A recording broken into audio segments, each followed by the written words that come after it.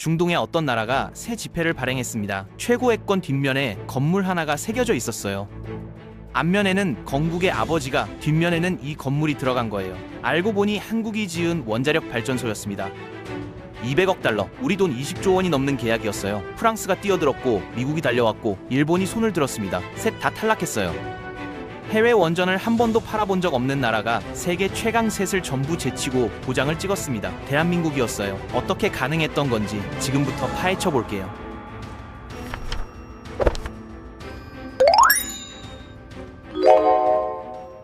지도를 펼쳐보면 아라비아 반도 동쪽 끝에 작은 나라가 붙어 있어요. 아랍에미리트, UAE입니다. 땅속에 어마어마한 석유가 잠들어 있어서 순식간에 부자 나라가 됐죠. 그런데 문제가 하나 있었어요. 석유를 팔아서 돈을 버는 나라인데 전기 만드는데도 그 석유를 태우고 있었거든요. 금덩어리를 난로에 넣는 꼴이었습니다. 경제가 커지면서 전기 수요는 폭발했고 이대로 가다가는 팔 석유가 없어질 판이었어요. 당시 UAE를 이끌던 사람은 무함마드 빈 자이드 왕세자였습니다. 석유 이후에 UAE를 고민하던 인물이었어요. 우리 손자들은 석유가 없어도 살 수 있어야 한다. 그가 직접 원전 프로젝트를 밀어붙였습니다. 원자력 발전소를 짓겠다는 선언이 나왔어요. 아랍 세계 역사상 단 한 번도 없었던 일이었습니다. 입찰 소식이 퍼지자 세계 원전 업계가 들썩였어요. 200억 달러짜리 황금 계약이니까요. 손을 든 나라가 넷이었습니다. 프랑스, 미국, 일본, 그리고 대한민국. 프랑스가 먼저 나섰어요. 세계 원전의 종주국이라면서요. 그런데 자기네 본토에서 짓던 원전이 10년째 공사 중이었습니다. 비용은 예산의 4배로 뛰었고요. 집도 못 지은 사람이 남의 집 지어주겠다고 나선 꼴이었죠. 미국 웨스팅하우스도 들어왔는데 이상한 조건을 달았어요. 원전은 팔겠는데 핵연료는 우리가 관리하겠다는 거였습니다. 차는 사가라. 근데 열쇠는 내가 들고 있을게. UAE가 받아들일 리 없었죠. 일본은 가격도 기술도 괜찮았어요. 그런데 후쿠시마가 터졌습니다. 원자로 세기가 녹아내린 나라한테 원전을 맡길 수는 없었어요. 세계 3강이 전부 재발에 걸려 넘어졌습니다. 세 강자가 쓰러지는 사이 아무도 주목하지 않는 구석에서 한국팀이 조용히 준비를 마치고 있었습니다. 한국전력 KPCO가 이끄는 팀코리아였어요. 한국수력원자력, 두산에너빌리티, 현대건설, 한전 KPS까지 한국 원전 산업의 핵심이 모두 총출동한 연합군이었습니다. 이들이 들고 나온 건 APR-1400이라는 원자로였어요. 한국은 원전 기술을 처음 만든 나라가 아닙니다. 1978년 고리 1호기를 지을 때만 해도 미국 웨스팅하우스 기술을 통째로 빌려왔어요. 설계도도 미국 거, 핵심 장비도 미국 거, 기술자도 미국 사람이었습니다. 그런데 한국은 거기서 멈추지 않았어요. 빌려온 기술을 뜯어보고 분석하고 개량했습니다. 20년을 그렇게 파고들었어요. 그리고 2002년 드디어 100% 한국 기술로 설계한 원자로가 나왔습니다. APR-1400이었어요. 출력 1400메가와트, 서울시 전체 가구의 절반이 쓰는 전기를 이 원자로 하나가 만들어냅니다. 설계 수명 60년, 한번 지으면 손자 세대까지 돌아가는 거예요. 안전성은 기존 원전의 10배로 끌어올렸습니다. 신고리 3호기에서 처음 가동됐고 검증을 마쳤어요. 바라카에 들어갈 원자로는 바로 이 APR-1400이었습니다. 남의 기술로 시작해서 30년 만에 세계 최고 수준까지 올라온 거예요. 솔직히 한국의 처지는 불리했어요. 해외에 원전을 단 한 번도 팔아본 적이 없었거든요. 내부에서도 불안한 목소리가 나왔습니다. 실패하면 회사 평판이 끝장난다고요. 세계는 비웃었어요. 프랑스도 미국도 일본도 못한 걸 경험도 없는 한국이 뭘 믿고 덤비냐는 거였죠. 그 비웃음을 뒤엎는 것, 그게 한국의 유일한 목표였습니다. 한국팀은 상대가 줄 수 없는 것을 정확히 노렸습니다. 첫 번째, 가격을 고정시켜버렸어요. 공사 도중 비용이 얼마나 올라가도 우리가 다 떠안겠다는 거였습니다. 프랑스처럼 예산이 4배로 뛰면 그건 한국이 감당하겠다고요. UAE 입장에서는 거절할 이유가 없었죠. 두 번째, UAE의 자존심을 지켜줬어요. 미국은 핵연료를 자기들이 관리하겠다고 했잖아요. 한국은 달랐습니다. UAE가 직접 운영하게 해줄게요. 간섭 안 합니다. 중동 최초의 원전을 짓는 나라에게 이건 큰 의미였어요. 세 번째, UAE 기업들의 67억 달러어치 공사를 나눠주고 현지 인력을 원전 전문가로 키우는 프로그램까지 통째로 제안했어요. 가격도 맞고 조건도 맞고 UAE의 미래까지 챙겨주는 패키지, 그걸 들고 온 나라는 한국뿐이었습니다. 2009년 12월 27일이었습니다. 아부다비 ENEC 본사 앞에 세계 언론이 진을 쳤어요. 각국 원전 업계 관계자들이 숨을 죽이고 결과를 기다렸습니다. ENEC 관계자가 입을 열었어요. 한국전력 컨소시엄을 최종 낙찰자로 선정했습니다. 잠깐 정적이 흘렀고 그리고 터져 나왔습니다. 해외 원전 경험, 제로인 나라가 세계 최강 셋을 꺾고 역대 최대 규모의 원전 계약을 따낸 거예요. 프랑스 언론은 충격에 빠졌습니다. 원전 종주국의 자존심이 한국에 무너졌다. 70년 원전 신화가 한순간에 깨졌다는 기사가 쏟아졌어요. 원자로를 만드는 건 경남 창원에 있는 두산 에너빌루티 공장이었어요. 원자로 본체만 무게가 500톤이 넘습니다. 증기 발생기, 냉각제 펌프, 가압기까지 같이 합치면 수천 톤이에요. 아파트 한 동 무게를 손톱만큼의 오차도 없이 조립해야 하는 작업이었습니다. 완성된 원자로는 특수 선박에 실렸어요. 창원 항구에서 출발해 인도양을 건너 페르시아만까지 8,000km를 40일 동안 항해했습니다. 한국에서 만든 원자로가 중동 사막까지 배를 타고 간 거예요. 2012년 7월 바하카 해안에 첫 삽이 꽂혔습니다. 현장에 도착한 한국 기술자들 눈앞에 펼쳐진 건 끝없는 모래 벌판이었어요. 바하카는 세계에서 가장 혹독한 공사 환경 중 하나였습니다. 여름 기온이 50도를 넘었어요. 쇠구조물에 맨손을 대면 화상을 입고 신발 밑창이 모래에 녹아붙었습니다. 작업자들은 10분 일하고 강제로 쉬어야 했어요. 물과 소금을 억지로 먹이지 않으면 쓰러졌거든요. 모래 폭풍이 들이닥치면 시야가 10m 앞도 안 보였습니다. 60m 크레인이 멈추고 정밀 장비 안으로 모래가 파고들어 고장이 수시로 났어요. 어제 멀쩡하던 장비가 오늘 아침에 써버리는 게 일상이었습니다.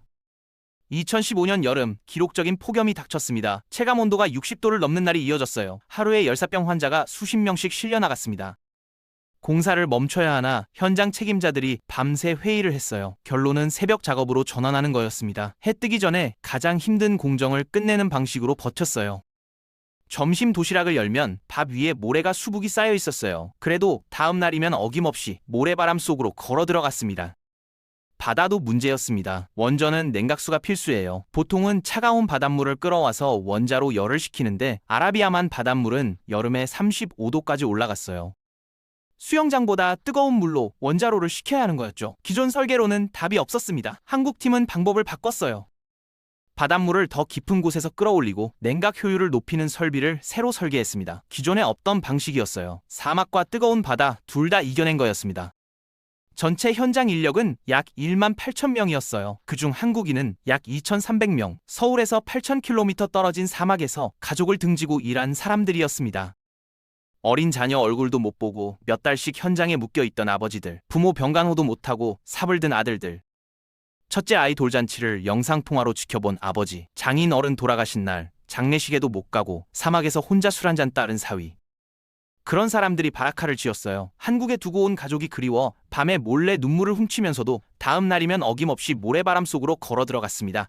납기 일은 목숨처럼 지킨다는 게 한국 엔지니어들의 자존심이었거든요. 공사가 순탄하지만은 않았어요. 원래 1호기 완공이 2017년이었는데 공기가 계속 밀렸습니다. UAE 규제기관의 안전검사가 예상보다 훨씬 까다로웠거든요. 문제는 한국이 고정 가격으로 약속했다는 거였어요. 공기가 늘어날수록 비용 차액이 한국 쪽에 고스란히 쌓였습니다. 최종 공사 비용이 240억 달러까지 올라갔다는 분석이 나왔어요. 처음 계약의 2배였습니다. 본사 회의실에서 고성이 오갔습니다. 이러다 회사 문 닫는다. 지금이라도 빠져야 한다. 여기서 포기하면 한국 원전은 끝이다. 2번 다시 해외 못 나간다. 결국 끝까지 간다는 쪽이 이겼어요. 사실 이건 한국건설의 DNA 같은 거였습니다. 1960년대 태국 고속도로 공사 때도 똑같은 일이 있었거든요. 정주영 회장이 수주한 첫 해외 공사였는데 공사비가 예상의 2배로 뛰어버렸어요. 주변에서 다들 포기하라고 했습니다. 손해가 너무 크다고요. 그런데 정주영은 이렇게 말했어요. 돈은 다시 벌면 된다. 신용은 한번 잃으면 끝이다. 결국 손해를 감수하고 공사를 끝냈고 그 도로는 60년이 지난 지금까지 한국인의 길로 불리고 있습니다. 바라카 현장에서도 같은 선택이 내려졌어요. 손해를 보더라도 끝까지 간다. 한국 건설의 신용은 그렇게 쌓여온 거였습니다. 현장에는 본사 상황이 전해지지 않았어요. 쓰러지면 일으켜 세우고 부서지면 다시 만들고 그렇게 8년을 버텼습니다.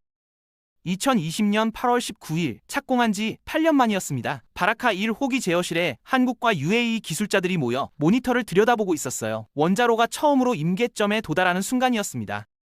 전력 수치가 0에서 서서히 올라가기 시작했어요. 제어실 안에 무거운 정적이 흘렀습니다. 수치가 확인되는 순간 박수와 환호가 터져 나왔어요. 눈물 흘리는 사람, 서로를 와락 껴안는 사람, 자기도 모르게 주저앉는 사람, 사막의 열기, 모래폭풍, 밤을 새운 날들, 가족을 그리던 시간들이 한꺼번에 쏟아졌습니다. 사막 한가운데서 아랍의 빛이 켜진 거예요. 한국인의 손으로요. 아랍 세계 최초의 원전이었습니다. 이후 2022년 2호기, 2023년 3호기, 2024년 4호기가 차례로 상업 운전을 시작했습니다. 4기가 모두 돌아가면서 바라카는 UAE 최대 전력원이 됐어요. 나라 전체 전기의 4분의 1을 혼자 감당합니다. 연간 40테라와트시, 뉴욕시 전체가 1년 쓸 전력을 매년 찍어내는 거예요. 석유로 먹고 살던 나라의 전기를 한국이 지은 원전이 책임지고 있는 겁니다. 안전 기록도 놀라웠어요. 1억 시간 무사고, 신규 원전 건설, 세계 최고 수준의 안전 기록이었습니다. 1만 8천 명이 8년간 일하면서 중대 사고가 단 한 건도 없었어요. 2026년 현재 바라카 원전은 운영 단계로 넘어가면서 수익을 내기 시작했습니다. 향후 수십 년간 연간 수백억 원대의 배당 수익이 기대된다는 전망이 나오고 있어요. 건설 과정에서 입은 손실이 서서히 회수되기 시작한 거죠. 손해를 감수하고 끝까지 간 선택이 결국 돈으로도 돌아오고 있는 겁니다. 반면 경쟁국들의 결말은 처참했습니다. 프랑스 아레바는 공사 지연과 비용 폭발로 수십억 유로 손실이 쌓였어요. 2017년 사실상 해체됐습니다. 세계 원전 시장을 호령하던 아레바라는 이름이 역사 속으로 사라진 거예요. 미국 웨스팅하우스는 국내 공사에 집중했는데 그마저도 엉망이 됐어요. 비용 초과, 공기 지연, 결국 2017년 파산 보호 신청을 냈습니다. 원전의 원조 국가 핵심 기업이 파산한 거예요. 일본은 후쿠시마 이후 해외 수출이 막혔어요. 터키, 영국에서 추진하던 프로젝트도 줄줄이 무산됐습니다. 세계 3강이 차례로 무너진 그 자리에 한국이 올라섰어요. 2022년 12월 UAE 중앙은행이 새 지폐를 공개했습니다. 최고액권 1000디르함, 우리 돈 35만 원짜리였어요. 앞면에는 건국의 아버지 자이드 국왕이 들어갔습니다. 뒷면에는 바라카 원전이 새겨졌어요. 석유로 부자가 된 나라가 자기네 최고 액권에 원전을 새긴 겁니다. 그 원전을 지은 나라가 대한민국이었고요. 이야기는 여기서 끝이 아니에요. 폴란드, 사우디아라비아, 루마니아가 한국 원전에 손을 내밀고 있습니다. UAE와는 2025년 정상회담에서 제3국 원전 공동 진출을 선언했어요. UAE가 중동과 아프리카에 원전을 공급하는 허브가 되고 한국이 기술 파트너로 함께 뛰는 구조입니다. 갑을 관계를 넘어서 두 나라가 세계 원전 시장을 함께 개척하는 동반자가 된 거예요. 한국은 원전 기술을 처음 개발한 나라가 아닙니다. 1970년대에 미국에서 기술을 들여와 처음 원전을 지었어요.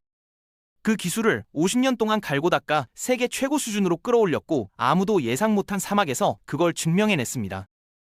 사막에서 8년을 버틴 이 300명의 기술자들, 배약볕에 쓰러져도 안전과 품질을 포기하지 않았던 사람들이 있었기 때문이에요. 그들이 쌓아올린 신뢰가 전 세계의 문을 열고 있습니다. 2020년 8월 바라카에서 켜진 빛은 지금도 꺼지지 않고 있어요. 아라비아 사막 위에 세운 원전에서 오늘도 UAE 국민 4명 중 1명이 쓰는 전기가 흘러나옵니다. 그 전기를 만드는 원자로 안에는 가족을 그리며 밤을 지새운 한국인들의 땀이 고스란히 배어 있어요. 세계가 비웃었지만 한국은 해냈습니다. 프랑스가 70년 쌓은 자존심을 미국이 원조라고 자랑하던 자리를 묵묵히 실력으로 뒤집었어요.